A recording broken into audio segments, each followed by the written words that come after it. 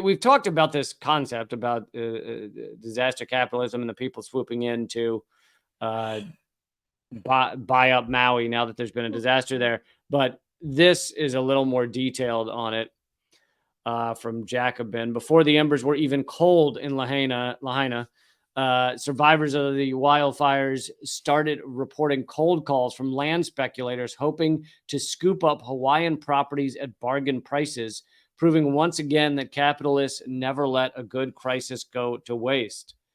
Days after the blaze began, survivors started reporting cold calls. I saw that, but one of them told Jacobin that several Maui realtors had contacted them.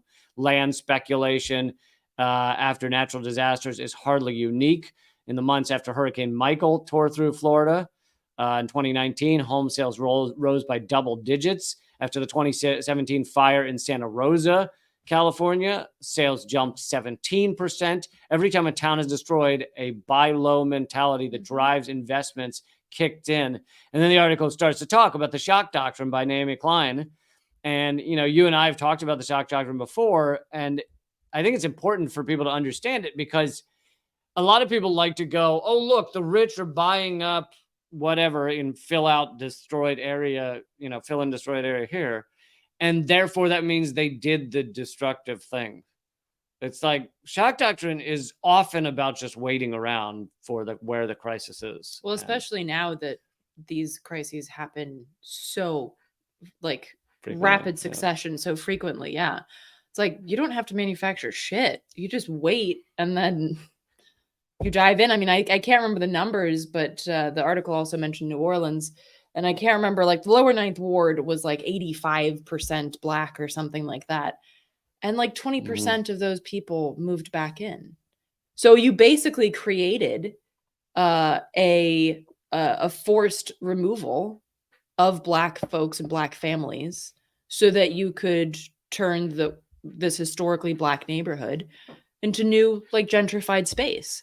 And so this is, people talk about the redlining and racist housing practices. That's something that happened back then. And that's all, I was bad. It still so happens. Yeah. It's just that now it looks different. You don't have these specific red lines anymore. You have things like natural, I hate using natural disasters because it's not fucking natural. It's very unnatural. Many of them are very unnatural disasters. Yeah. Yeah. That they just create they create this perfect those unnatural disasters create a perfect time and place for these fuckers to come in and swoop in and basically then just destroy that place, whether that be the lower Ninth Ward or fucking Maui. Yeah. And all the schools, the public schools that were basically purchased up and switched to charter schools.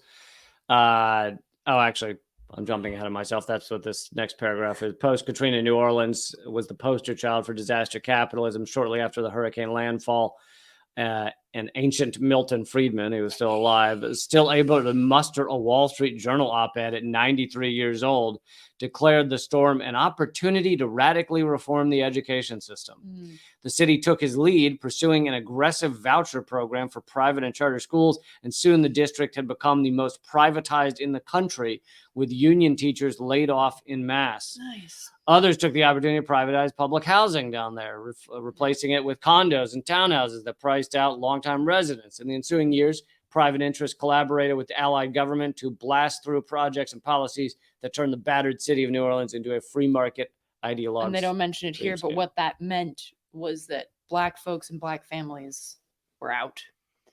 And so that changed the demographics of New Orleans considerably. And for those who don't know, Milton Friedman was the guy who came up with this called Chicago school economics. And he was the one who created the kind of ideas behind what would be done in, Argentina and Chile and that kind of, that economic colonialism.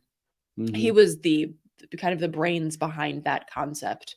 And they mentioned Naomi Klein's shock doctrine, and she talks a lot about Milton Friedman in there and what a absolute piece of shit he was.